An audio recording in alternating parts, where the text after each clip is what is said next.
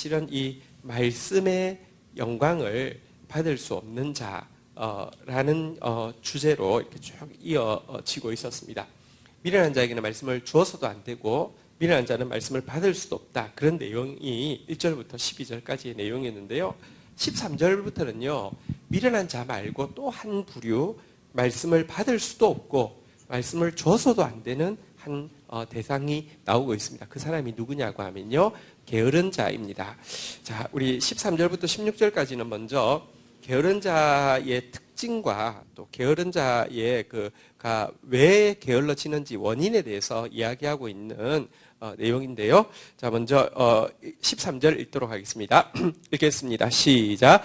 게으른 자는 길에 사자가 있다. 거리에 사자가 있다 하느니라. 게으른 자의 특징은 무엇이냐고 하면요. 핑계 대는데 굉장히 능하다는 것입니다. 핑계를 댄다. 이것은 이제 자기 기만에 또 잘 빠진다는 것이죠. 길에 사자가 있다, 거리에 사자가 있다. 어떨까요? 확률적으로 사자가 있을 확률이 있어서 있다고 할까요? 없는데 있다고 믿는 것일까요? 보편적으로는 없는데 있다고 믿는 것, 이런 걸 기만이라고 하잖아요. 자기 기만이라고 하잖아요. 핑계를 잘 대고 자기 기만에 잘 빠집니다. 혹은 사자가 한번 왔을 수 있어요. 근데요, 여기 보면 이제 여기 표현이 이제 원어적인 표현은요, 게으른 자는 길에 사자가 있다 할 때 이 사자하고요, 거리에 사자가 있다 할 때 이 사자가 원어로는 좀 다르게 되어 있는데요, 앞에 나온 사자보다 뒤에 나온 사자가 더 무섭습니다. 그러니까 여러분 문제가 있을 수 있습니다. 근데 갈수록 문제가 더 크게 보이게 하는 것. 그래서 보십시오. 핑계가 되는 거예요. 내가 책임 회피하려고 하는 게 아니라, 내가 밖에 나가기 싫어서 그런 게 아니라, 내가 현실적이기 때문에 이거 지금 나가서는 안 되는 것이다. 이렇게 말을 한다. 뭐 이런 표현인데요. 저는 게으른 자의 첫 번째 특징은 핑계에 능합니다. 여러분 웬만하면 핑계 대지 마십시오. 사실은 핑계 대면 핑계 안 될 일이 없지만 또 핑계 안 되려고 하면요. 핑계 될 일이 없습니다. 선택의 문제가 많이 있습니다. 핑계에 능한 사람, 자기 기만에 능한 사람, 갈수록 문제를 크게 보는 사람 되지 않아야 되겠습니다. 왜냐하면 이런 사람들에게는 하나님의 말씀이 들어갈 수도 없고요. 또 받지도 않습니다. 자, 14절에도 보면요. 이런 표현이 나오네요. 재밌는 표현인데요. 같이 한번 읽겠습니다. 시작. 문짝이 돌적이를 따라 도는 것 같이 게으른 자는 침상에서 도느니라. 돌적이란 말 잘 안 쓰는데 이제 경첩 아시나요? 문 옆에 문에 경첩이 달려 있잖아요, 그죠? 경첩은 평생 동안 문하고만 같이 움직입니다. 그 틀을 벗어난 적이 없습니다. 이 문짝이 이 경첩 따라 움직이는 것처럼 게으른 자는요 침상에서만 돈다 이렇게 돼 있는데요. 게으른 자의 두 번째 특징은 변화를 싫어한다는 것입니다. 변화를 왜 싫어하느냐? 여러분 자기에게 진짜 문제가 많다는 것을 직시하고 나면요 변화를 향해서 나아갈 용기를 얻습니다. 너무 문제가 많으면요 벗어나고 싶습니다. 그런데 문제가 많은 자기 모습을 직시하지 못하기 때문에 언제나 자기 틀이 있습니다. 자기가 바뀌는 게 아니라 남이 바뀌면 되는 것입니다. 자기 틀을 절대로 벗어나지 않으려고 하기 때문에 여러분 변화를 싫어하는 것입니다. 사실은 하나님의 말씀은 하나님의 말씀이 무엇 하느냐 이런 표현을 해놨는데요. 포메이션 된 사람을 트랜스포메이션 하게 하기 위해서는 하늘의 인포메이션이 필요하다 이런 표현이 있습니다. 포메이션, 그러니까 딱 틀에 갇힌 사람이 트랜스포메이션, 그러니까 변혁을 일으키기 위해서는요. 하늘의 인포메이션, 하늘의 정보, 하늘의 인포메이션이 무엇이겠습니까? 말씀이겠죠. 그러니까 말씀이 들어와야지만 트랜스포메이션이 된다 이런 표현이 있는데요. 정말 맞습니다. 말씀은요. 트랜스포메이션, 변화를 일으키는 것입니다. 예수님이 이런 표현을 쓰셨습니다. 새 포도주는 새 부대에 담으라고 그랬습니다. 그게 무슨 말이냐고 하면요. 새 부대란 신축성이 있어야 된다는 뜻입니다. 다시 말하면 변화를 두려워하지 않는다는 뜻입니다. 왜 그렇습니까? 새 포도주, 복음은요. 여러분 새 포도주를요 담으면요 포도알이 이만했던 것이 조금 지나서 보면 이렇게 커져 있습니다. 막 부글부글 끓어오릅니다. 이 하늘에서 임하는 이 말씀은요 계속 우리에게 변화를 주는데요. 문제는 여러분 내게 문제가 있다는 사실을 직시하지 않은 사람은요 자기는 그대로 있는 상태에서 남을 바꾸려고 하기 때문에 자기 위주의 틀을 절대로 벗어나지 못한다는 것입니다. 평생 문짝이 이 경첩과 떨어지지 못하는 것처럼 여러분 이 게으른 자는요 자기 틀에서 벗어나지 못하기 때문에 변화할 수 없다 이렇게 이야기를 하고 있습니다. 15절 한번 보도록 하겠습니다. 같이 한번 읽도록 하겠습니다. 읽겠습니다. 시작. 게으른 자는 그 손을 그릇에 넣고도 입으로 올리기를 괴로워하느니라. 그릇 속에는 뭐가 있을까요? 음식이 있겠죠. 예, 이제 이 음식이 있다는 건 중요합니다. 밑에 이제 그 대조가 되는 표현이 있으니까. 자, 근데 여러분 성경에서 음식은 무엇을 주로 상징하던가요? 예, 말씀을 상징합니다. 지금 26장에서는요. 그러니까 그 말씀을 받을 수 없는 자, 말씀을 받아서는 안 되는 자로 앞에서는 이제 미련한 자 이야기했는데 지금 게으른 자 이야기하고 있는데요. 게으른 자는요. 사실은요. 손이 그릇 안에 들어가 있어도요. 다시 말하면 말씀의 홍수 속에 있어도요. 말씀이 바로 곁에 있어도요. 아니 남이 억지로 말씀을 떠먹여 주려고 해도 소용이 없습니다. 왜냐고 하면요. 게으른 자의 관심은요. 지혜를 추구하는 데 있지 않습니다. 자기 만족에 있습니다. 지혜를 바라보고 있는 게 아니라 자기만 바라보고 있습니다. 나르시시즘에 빠져 있지 하나님을 바라보지 않습니다. 그리고요, 지혜로운 자, 그 게으른 자의 목표는요, 평화가 아니고 편안입니다. 평화란 진리가 들어와야지 이루어지는 것이고요. 편안이란 자기만 오케이 하면 편안해질 수 있습니다. 게으른 자는요, 편안하기를 원하지 평화를 원하지 않습니다. 지혜를 원하는 것이 아니라 자기 만족을 원합니다. 이런 사람한테는요, 제자 훈련을 시켜도요, 사실은 아무 소용이 없습니다. 그것은요, 그릇을 막 입으로 막 넣어줘도요, 안 됩니다. 이거 다 뱉어낼 수밖에 없다. 이렇게 이야기하고 있습니다. 어쨌든, 핑계에 능하고, 변화를 싫어하고, 지혜와 참된 평화가 아니라 자기 만족과 자기 안락, 편안을 추구하는 자가 게으른 자다라고 이야기하고 있는데요. 왜 게으른 자가 될까요? 16절에 이유가 게으른 자의 특징과 더불어 이제 이유가 나오고 있는데요. 한번 보도록 하겠습니다. 시작. 게으른 자는 사리에 맞게 대답하는 사람 7보다 자기를 지혜롭게 여기느니라. 왜 이 사람이 핑계를 잘 대고 변화를 싫어하고요. 자기 만족과 자기 안락을 추구하느냐 이유가 있습니다. 게으른 자는요. 사리에 맞게 대답하는, 다시 말하면 이 진리대로 대답하는, 하나님의 법대로 말하는 7보다, 7은 뭐 7 사람도 되겠고요. 7이라는 숫자가 완전입니다. 밑에도 이제 나올 건데요. 이 완전한 지혜보다 자기 생각을 더 크게 여긴다. 이렇게 이야기하고 있습니다. 자기 도취가 강하고 이걸 교만이라고 하잖아요. 교만하기 때문에 하나님의 말씀이 그에게는 미련하게 보이고요. 들어오지 않는다. 이렇게 이야기합니다. 게으른 사람은요. 되게 교만합니다. 게으른 사람은 자기 도취가 강한 사람입니다. 어쨌든 이것 때문에 게으른 사람은요. 아까 위에 나온 대로 핑계에 능하고 변화를 싫어하고 자기 만족과 자기 안락에만 관심이 있다. 이렇게 이야기를 하고 있는데요. 자, 그런데 이 게으름이 성경에서는요. 아주 이 게으름에 대해서 심층적으로 이야기를 하고 있는데 게으름의 반대말을 이 성경에서는 열심이 아닙니다. 열심히 있는 사람이 게으르지 않은 사람이 아니라 열심히 있어도 얼마든지 게으른 사람일 수 있습니다. 만약에 게으름의 반대말이 열심이라고 하면 한국 사람 중에서는 게으른 사람이 거의 없다고 봐야 됩니다. 전 세계 사람들이 이해할 수 없는 바쁜 열심히 있는 민족이기 때문입니다. 근데 여러분 성경에서는요 그래가지고 썩지 않습니다. 열심은 게으름의 반대말이 아닙니다. 도리어 아주 열심인데 성경에는 전형적인 게으름이라고 이야기하는 것이 있습니다.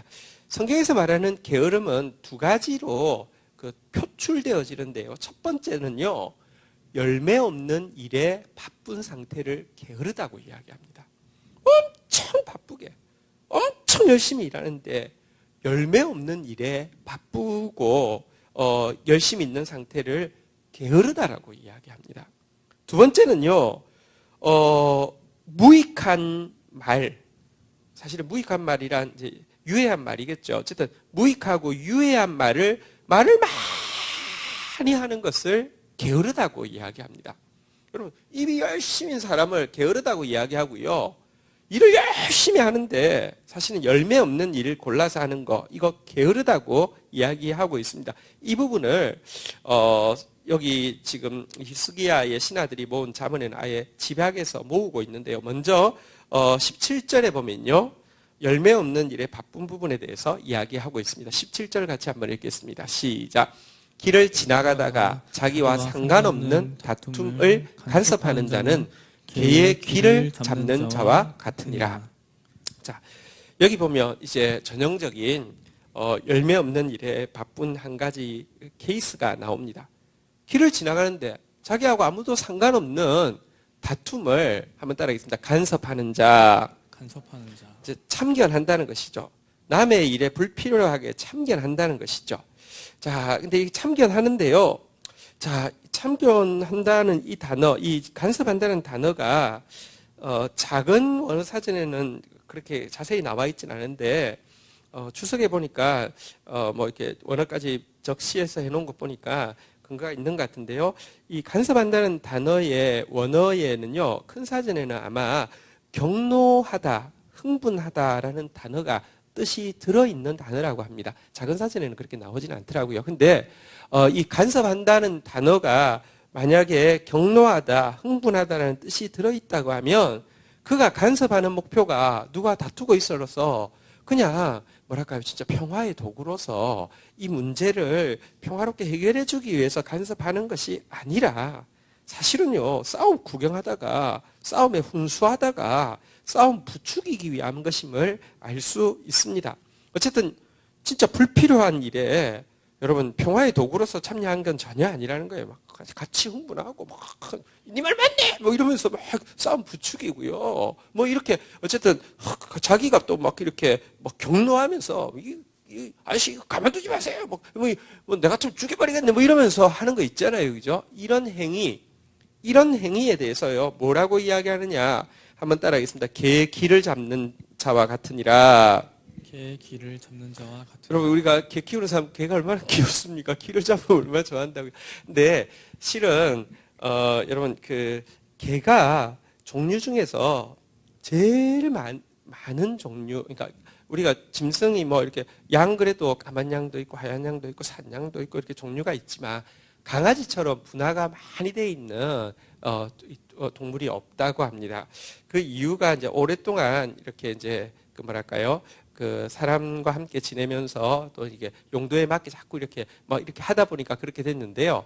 근데 사실은 이렇게 애완의 역사는 그렇게 오래 길지는 않고요. 여기서 개는 우리 금동이 같은 개를 이야기하는 건 아니고요. 들개를 이야기합니다. 들개의 귀를 잡으면 어떻게 되겠습니까? 반드시 물리겠죠. 어쨌든 지금 불필요한 일에, 남의 일에 불필요하게 참견하는 자가 바로 게으른 자다라고 게으름의 용례를 표출을 이야기를 하고 있습니다. 우리 데살로니가 후서 3장 11절 12절에 보면 성도는 어떤 삶을 살아야 되는가, 여러분 게으른 삶 살면 안 되는데요. 어떤 삶 살아야 되는가 이렇게 이야기하고 있습니다. 3장 11절 한번 보도록 하겠습니다. 데살로니가 후서 살후 3장 11절에 보면요. 우리가 들은즉 너희 가운데 게으르게 행하여, 게으른 게 도대체 뭘까요? 도무지 일하지 아니하고 일을 만들기만 하는 자들이 있다 하니, 일 만든다고 게으르지 않다는 게 아니에요. 여기는 일 만드는 자가 게으른 자라고 이야기하잖아요. 그래서 게으름의 뜻이 뭐라고요? 한번 따라하겠습니다. 열매 없는 일에 바쁜 것. 열매 없는 일에 바쁜 것. 이런 사람이 있다고 하는데 12절에 보면 성도는 어떻게 살아야 되는가? 12절 한번 보도록 하겠습니다. 같이 읽겠습니다. 시작. 이런 자들에게 우리가 명하고 주 예수 그리스도 안에서 권하기를 조용히 일하여 자기 양식을 먹으라. 그러니까 조용히 일하고, 그러니까 남의 일을 간섭하지 말고 차분하게 자기 일하고 자기 손으로 일한 거 자기가 먹고 하라. 이런 삶을 살라. 이렇게 이야기합니다. 이건 조금 소극적으로 표현되어 있는데 어쨌든 열매 없는 일 만들지 말라. 불필요한 일에 간섭하지 말라. 이렇게 좀 소극적이라고 하면 조금 더 적극적인 표현은 잠언서에도 나옵니다. 22장 29절에 보면 이렇게 격려하고 있습니다. 22장 29절, 잠언 22장 29절 한번 보도록 하겠습니다. 같이 읽겠습니다. 시작. 내가 자기 일에 능숙한 사람을 보았느냐? 이러한 사람은 왕 앞에 설 것이요 천한 자 앞에 서지 아니하리라. 성경은요, 그리스도인이 어떤 사람 되어야 된다고 하냐고 하면 한번 따라하겠습니다. 자기 일에 능숙한 사람, 자기 일에 능숙한 사람 되는 것, 이게 부지런한, 게으르지 않은 것입니다. 하나님께서는 우리 각자에게 사명을 주셨고요, 각자에게 직무를 주셨습니다. 자기 일에 이 능숙하다는 단어, 원어 미힐이라는 단어는요, 민첩하다, 준비되었다, 이런 뜻이고요. 그 미힐을요, 에스라에 대해서는 어떻게 썼냐고 하면, 율법에 익숙한 학사, 이렇게 이제 번역했는데, 익숙하다라고 번역했습니다. 여러분, 자기 일에 익숙하고, 민첩하고, 준비된 사람 되는 거, 이게 그리스도인입니다. 그리스도인들요, 여러분, 한 가지 분명히 알아야 됩니다.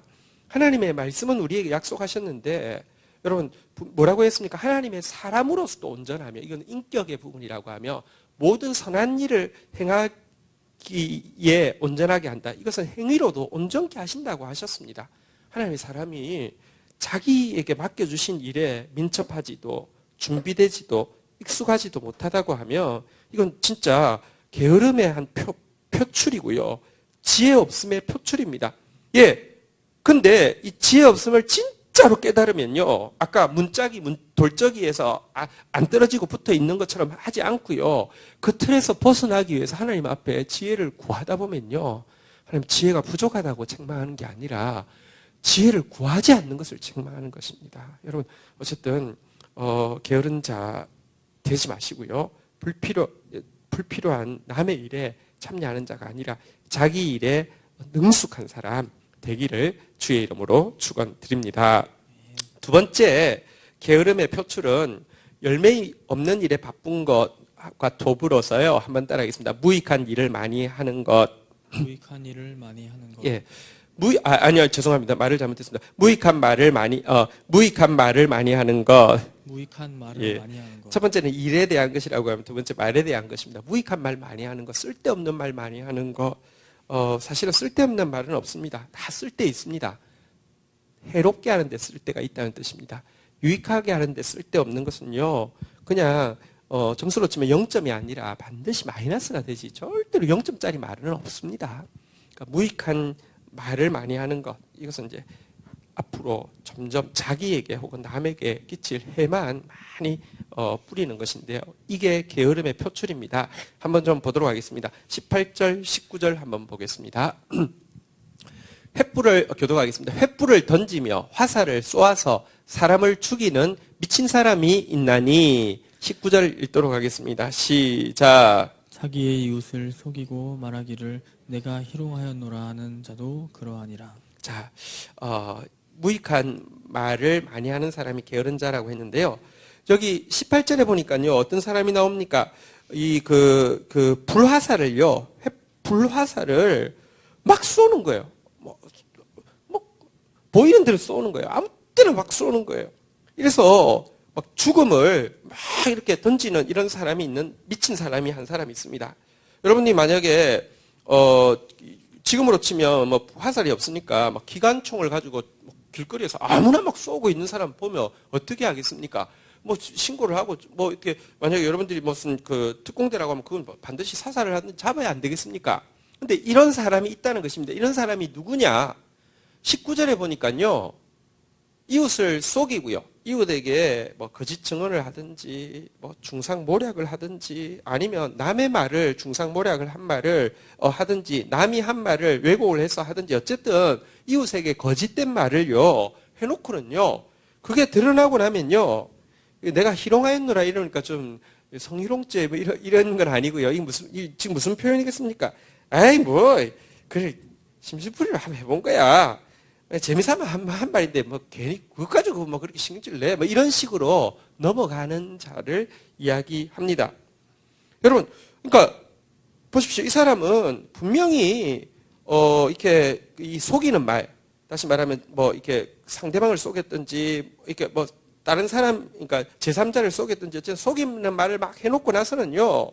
아, 나 피해줄 생각 하나도 없어. 누군만큼도 없었고, 그냥 재미삼아 한 거. 에이, 그런 거 가지고 뭘 그래. 이렇게 이야기하는 사람. 이건 재미삼아가 아니랍니다. 이것은 살인행위, 그것도 뭐 기관총을 막 쏘는 것 같은 살인행위고요. 이건 내가 농담했다고 발을 뺀다고 해서 하나님도, 그럼 농담이야? 그러면 그냥 농담. 이렇게 지나갈 문제가 아니라 하나님께서 공의로 심판하실 사람이다라고 이야기하는데 바로 이처럼 그냥 막 다른 사람을 해하는 말을 재미삼아 하는 사람, 이런 사람이 게으른 사람이다. 이렇게 이야기를 하고 있는데요. 여러분, 그 한 가지, 한번 따라하겠습니다. 거짓말의 시작은 사단이고, 거짓말의 끝은 지옥이다. 여러분, 거짓말은 사단으로부터 시작된 것이고요. 거짓말의 끝은요, 지옥불에서 불타는 것으로 끝이 나게 될 것입니다. 근데 이 거짓을요, 이웃에게 장난삼아 이야기하는 사람, 이런 사람이 무익한 말을 많이 하는 것이죠. 그러니까 이게 게으름이다라고 이야기를 하고 있습니다. 게으른 자에 대해서 이렇게 게으른 자를 멀리하라고 이렇게 이야기하고 있습니다. 우선 여러분들 지혜는요, 그 악한 자를 멀리하는 것부터 시작되는데요. 20절, 21절 한번 교독하겠습니다. 나무가 다하면 불이 꺼지고 말쟁이가 없어지면 다툼이 쉬느니라. 숯불 위에 숯을 더하는 것과 타는 불에 나무를 더하는 것 같이 다툼을 좋아하는 자는 시비를 일으키느니라. 여러분, 주위에 게으른 자 두지 마십시오. 딱 보고요. 특별히 이웃에 대해서요. 여기 지금 말쟁이라는 단어가 나왔는데요. 이 말쟁이의 원어의 뜻은 중상하는 사람, 그러니까 중상모략하는 사람, 고자질하는 사람, 거짓된 소문 잘 퍼뜨리는 사람. 위에서 그냥 재미삼아, 에이 뭐 이러는 사람 있죠. 이런 사람 일단 겉에 두지 마십시오.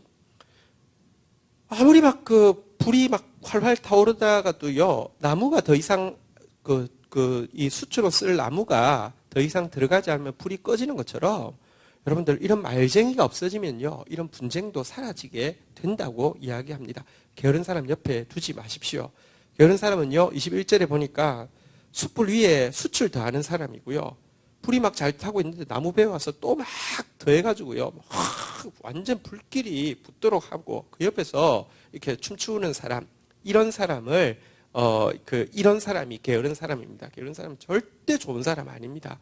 여러분, 이 남의 말 많이 하는 사람, 남을 나쁘게 이야기하는 사람, 남의 그 말을 왜곡해서 전하는 사람, 이렇게 절치면 그냥 뭐 사실을 전달하는 것 같은데 자세히 듣고 보면요, 교모하게 상대방을 헐뜯은 사람, 여러분, 남의 비밀을 누설하는 사람, 어쨌든 이런 사람들, 그래서 결과적으로 보면 이간을 시키고 미움을 조장하는 사람이 있으면 가까이 하지 마십시오. 그런 사람은 여러분, 그런 사람 가까이 하지 않는 것부터가 지혜입니다. 어쨌든 여러분 주위에 이렇게 게으른 사람 오면요, 여러분은 불을 피하듯이 절대로 피하셔야 된다, 이렇게 이야기를 하고 있습니다. 디모데전서 5장 13절, 아까는 우리가 게으른 게 일을 만드는 사람이 게으르다고 했잖아요, 그죠? 디모데전서 5장 13절에 보면요, 게으른 건 진짜 말 만드는 게 게으른 거라고 딱 지적하고 있습니다. 한번 확인해 보시죠. 디모데전서 5장 13절 한번 보겠습니다. 디모데전서 5장 13절 같이 한번 읽도록 하겠습니다. 시작. 또 그들은 게으름을 익혀 집집으로 돌아다니고 게으를 뿐 아니라 쓸데없는 말을 하여 일을 만들며 마땅히 아니할 말을 하나니. 여기 보니까요, 게으른 사람이 어떤 사람이냐고 하면요, 한번 따라하겠습니다. 쓸데없는 말을 하여 마땅히 아니할 말을 하나니. 여러분, 게으른 사람은 방에만 누워 있는 사람이 아닙니다. 집마다 다닌다고 여기 표현이 나와 있죠, 그죠? 집마다 싸돌아다닙니다. 그러니까 엄청 부지런한 사람입니다. 도시락 싸들고 다니는 사람입니다. 그런데 쓸데없는 말, 마땅히 아니해야 될 말 막 하는 사람을 게으르다고 이야기합니다. 분명히 여러분들 다 구별하시고 절대로 가까이 하지 마십시오. 자, 그런데 문제는요, 이런 게으른 사람이 상당히 매력적입니다. 요즘 톡쇼 같은 데 보면요, 말을요, 이렇게 싹 꼬아가지고 이렇게 기분 나쁘게 만들고, 이렇게 막 약간 약 올리고 막 이런 게 토크쇼가 진행되려고 하면 그런 캐릭터가 있어야 되잖아요. 그래야지 좀 보는 사람이 재밌잖아요. 그죠? 사실은, 이 시대에는요, 이 게으른 게요, 아주 뭐랄까요, 각광을 받을 수도 있습니다. 실제 게으른, 사람, 이 말 많이 만드는 사람의 이야기 쓸데없는 말 많이 하고요. 마땅히 아니할 말 많이 하는 사람의 이야기가 상당히 영향력이 있는 시대가 되어갑니다.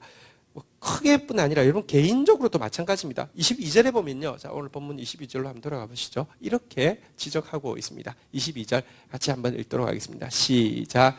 남의 말 하기를 좋아하는 자의 말은 별식과 같아서 뱃속 깊은 데로 내려가느니라. 이렇게요. 낱말을요. 다시 이야기합니다. 약간 이렇게 교묘하게 헐떡고요. 슬쩍슬쩍 그 사람의 비밀을, 약한 어떤 약점이나 비밀을 막 누설을 하고요. 그 사람 의도를 왜곡시키고요. 이렇게 중상하고요. 고자질하고요. 거짓 소문을 퍼뜨리는 이게요. 사실은요. 듣는 사람한테는요. 무엇과 같다고요? 별식과 같다고요. 보십시오. 사람은요. 아무리 음식이 많아도 어느 정도 먹고 나면 전의를 불태우고 하지만 그 다음부터는 금방 나오잖아요. 그래서 한국 사람은 뷔페를 가도 이렇게 뷔페가 별로 안 망하는 이유가요. 전의는 막 다지고 아침 먹지 말고 점심 먹지 말고 오세요. 그래서 그래도요 사실 별로 많이 못 먹어요. 한번 먹고 나면 못 먹어요. 제가 아까 위에 그릇에 손을 넣고도 먹기를 괴로워한다 그랬어요. 왜 괴로울까요? 자, 지금 방금 한 이야기대로 하면 배가 어째서 불러서요. 배가 뭘로 불렀을까요? 여기 무슨 음식이 나왔는데 뭐라고요? 별식. 이게요. 진리가 들어가느냐, 지금 남의 말, 그러니까 거짓이 들어가느냐. 우리 그릇은 딱 제한되어 있습니다. 남의 말이 많이 들어간 사람은요, 하나님의 말씀 안 들어옵니다. 내 말이 많이 들어간 사람도 하나님의 말씀 안 들어옵니다. 근데요, 의에 줄이고, 제가 계속 이야기하잖아요. 의가 뭐라고요? 말씀이에요. 그러니까 의에 줄인 사람에게 말씀이 들어갑니다. 의인이 그러면 무엇입니까? 의인 역시 말씀의 사람을 의인이라고 하는 것입니다. 어쨌든 근데요, 이런 사람들 말은요, 별식과 같아서요. 그냥 입에 살살 녹는 목구멍으로 술술 넘어가는 별식과 같아서 아주 그냥 쑥 들어간다는 것입니다.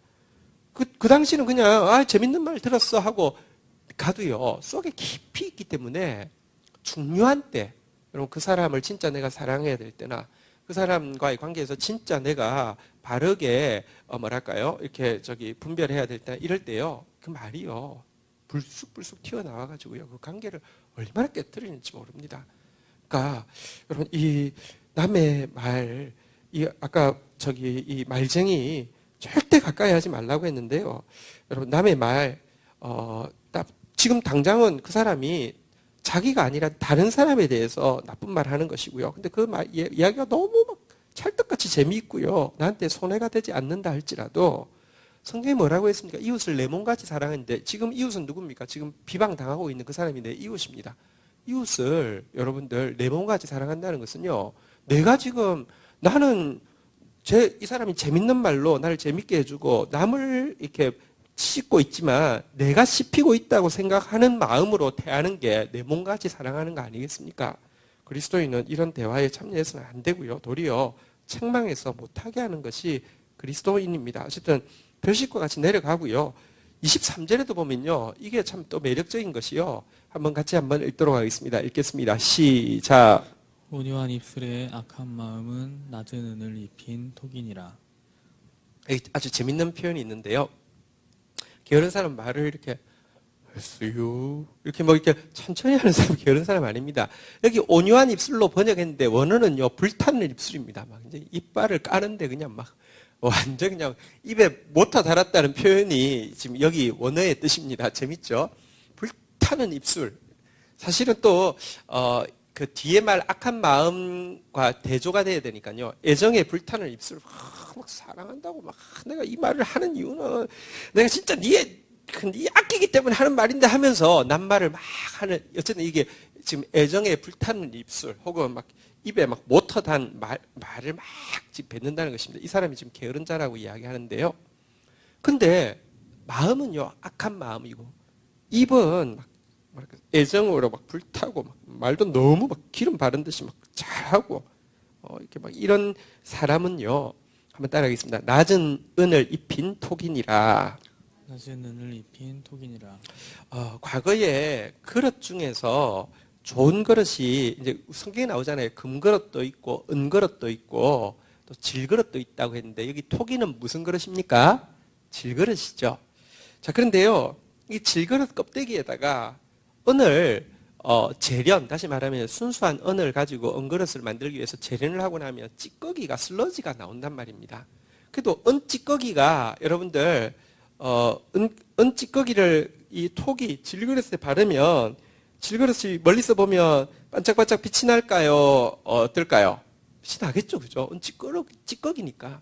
여러분, 근데 은 찌꺼기 바른 톡이는 여러분 은그릇입니까? 질그릇입니까? 질그릇이에요.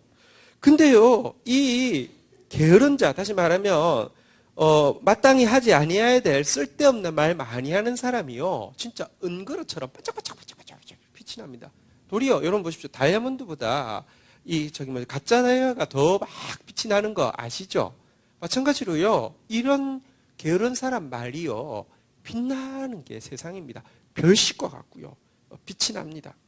근데 문제는 껍데기는 어쨌든 톡이는 톡이지만 껍데기는 낮은 은을 입혀가지고 뭐가 이렇게 바짝바짝 빛나는 것 같은데 사실은요, 이 그릇에 중요한 게 겉입니까? 속입니까?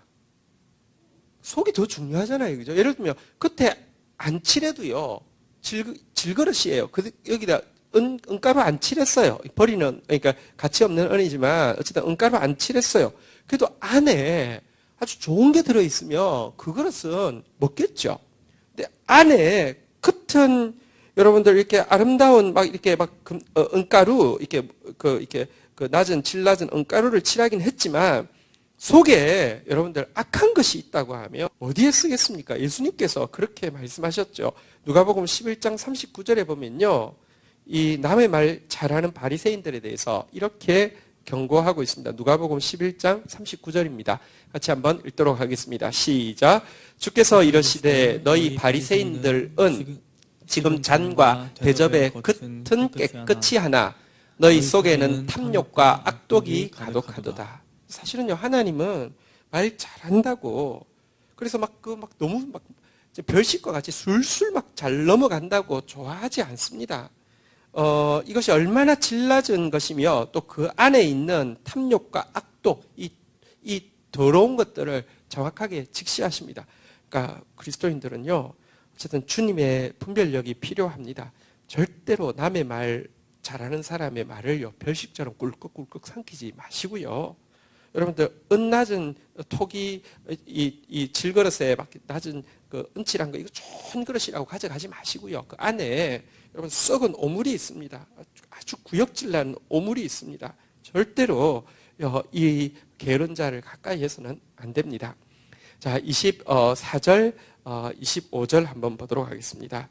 24절, 25절 한번 그 사람의 속이 이제 나오죠. 원수는 입으로는 꾸미고 속으로는 속임을 품나니. 아까 바리새인들과 같이요, 탐욕과 악독이 안에 가득하 있습니다. 겉으로는 말을 아무리 뭐 이렇게 그럴싸하게 하고 내가 듣기에는 어쨌든 내 이야기는 아닐 뿐더러 나를 위해서 이야기하는 것처럼 이렇게 이렇게 낱말을 막 해도요. 사실은요. 그 사람 나를 진짜 사랑하느냐 그것도 아닙니다. 미친 사람 아까 전에 막 불화살 쏘듯이 그 사람의 대상에 나도 언제든지 포함됩니다. 그래서요 25절 같이 한번 읽도록 하겠습니다. 같이 읽겠습니다. 시작. 그 말이 좋을지라도 믿지 말 것은 그 마음에 7가지 가정한 것이 있음이니라. 위에 보니까 여러분 7명의 사리에 맞는 대답 이것보다 자기를 더 지혜롭게 여긴다고 했습니다. 그 이유가 무엇이냐? 자기 마음에 7가지 가정한 것이 이미 있기 때문에 그렇습니다. 그러니까 여러분 절대로 진리는요 뭐 추가를 할 수 있는 게 아닙니다. 여러분 절대적인 것이어서 받든지 못 받든지 있지 내가 있는 것에 덧붙이는 기능이 전혀 없습니다. 그래서 기계에 이렇게 사서 이렇게 끼우고 할 수 있는 게 있잖아요. 그런 게 안 됩니다. 진리를 받아들이려고 하면 거짓이 빠져나가야 되고요. 사리에 맞는 일곱의 말씀, 다시 말하면 말씀을 받아들이려고 하면요. 내 마음에 있는 7가지 가져간 것이 밀려나야지만 가능한 것입니다. 어쨌든 이 악한 자들의 말은요. 좋을지라도 믿지 말라고, 받지 말라고, 이렇게 삼키지 말라고 계속 경고를 하고 있습니다. 자, 이제 26절, 27절에 보면요. 그런데 이와 같은 게으른 자의 말, 이와 같은 것에 대해서 하나님께서 어떻게 하실지에 대해서 이렇게 지적하고 있습니다. 26절, 27절. 자, 게으른 말의 결론입니다. 속임은 아니요. 26절 맞습니다. 26절, 27절 기도합니다. 속임으로 그 미움을 감출지라도 그의 악이 회중 앞에 드러나리라. 27절 읽겠습니다. 시작. 함정을 파는 자는 그것에 빠질 것이요 돌을 굴리는 자는 도리어 그것에 치이리라. 여러분 그 감추어도요. 이 게으른 자의 말, 이 무익한 말, 해한 말은요. 반드시 회중 앞에서 다시 말하면 전체 앞에서 명명백백하게 드러날 때가 있을 것임을 분명히 알아야 됩니다. 하나님은요. 말에 되게 민감하십니다. 성경에는 심판을 뭘로 한다고 하냐면 말로 심판하신다고 무익한 말에 대해서 그대로 심판하신다고 계속 지적하고 있습니다. 정확하게 하나님 앞에서 전체 회중 앞에서 드러날 것이다라고 이야기합니다. 절대 무익한 말 하지 마십시오. 여러분이 한 말로 스스로 하나님 앞에 내가 이런 말 했습니다라고 하고 그래서 나는 어떤 형벌을 받아야 됩니다라고 스스로 고백하게 될 것이라고 이야기하고 있는데요. 드러납니다.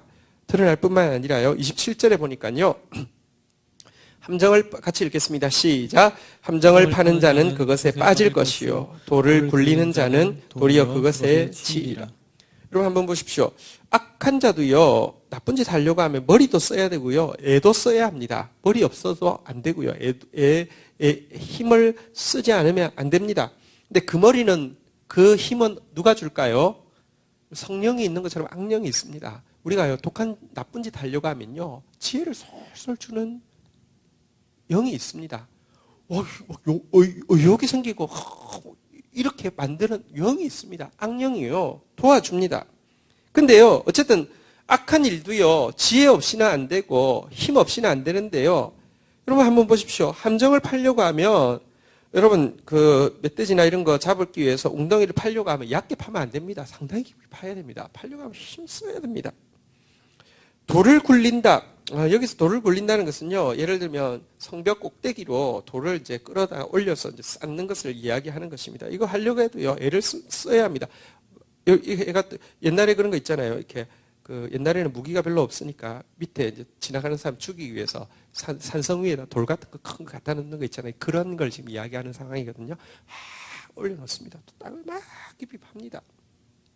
근데 그렇게 깊은 웅덩이에 덫을 설치해 놓은 그는요 무익한 일이고 진짜 열매 없는 일일 뿐만 아니라 남을 해하는 일인데요. 거기에 자기가 꼭 걸리게 돼 있고 그 요새 꼭대기에다 돌을 딱 올려놓고는요 좋다 하고 지나가다 자기가 꼭 맞게 되어 있다 이렇게 이야기합니다.